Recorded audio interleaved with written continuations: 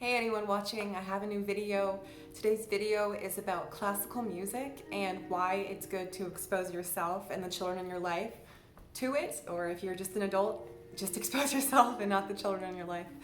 I started listening to classical music on a very heavy daily basis almost a year ago, and it's changed me in several ways. When you listen to classical music, here's my list of how it's changed me.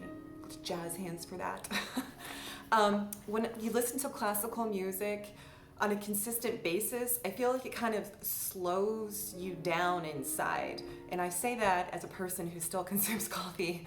So yeah, listening to classical music, this is just my own observations from it, it slows you down. It allows you to observe details around you more clearly and in a more focused manner. So that's one way that it kind of impacts you. And then a second way is when you listen to classical music, it's calming. It calms you inside on a very deep level.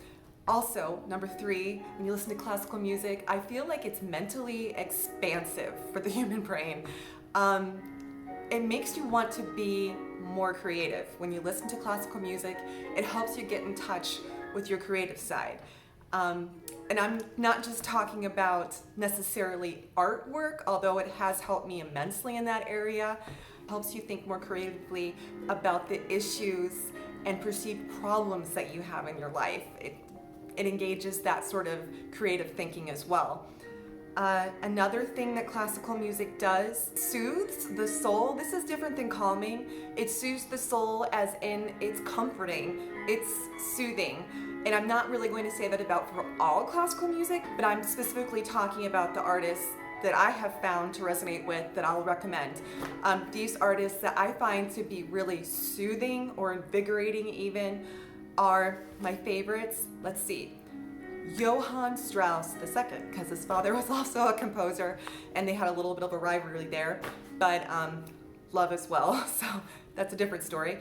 And Claude Debussy, who I'm playing in the background, Clair de Lune. Lots of people pronounce his name differently, Debussy. We could have a different video on that entirely. And then also Eric Satie, another French dude.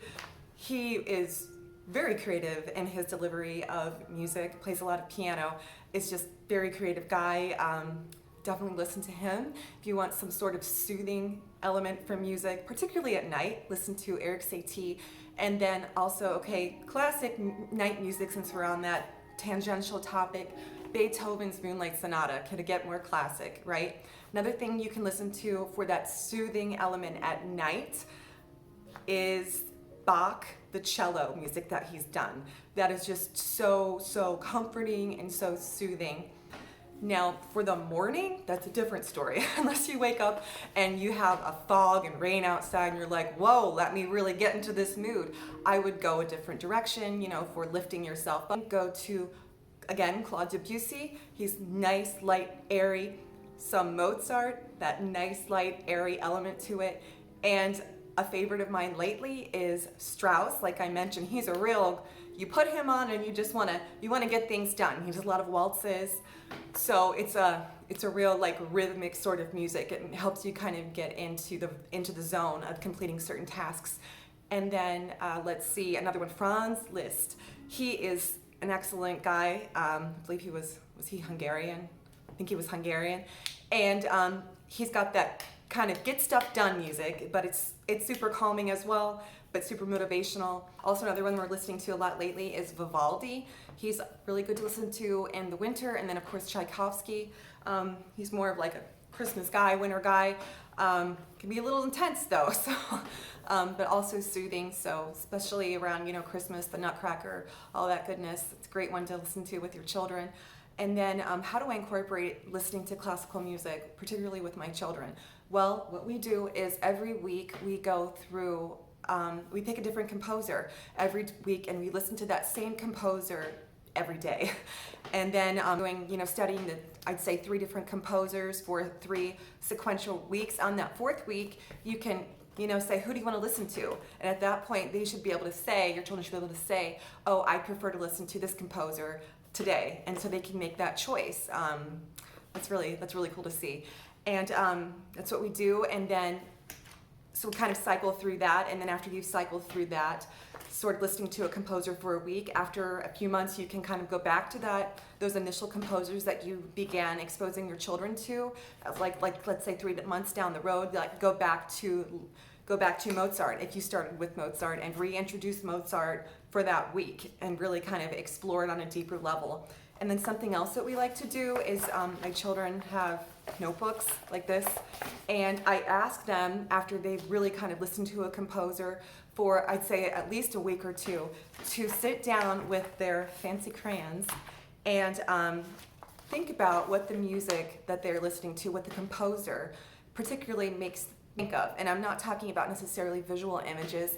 I'm talking about thoughts, feelings, and then I ask them to transpose those into art. So for Claude Debussy, he's an impressionistic composer. My son thought of like diamonds and puffy pink clouds, and it's not about impressing anyone with your artwork. It's about getting those thoughts on the composer and the music onto paper, just so you can kind of put a visual element to the music, which is a really fun thing to do.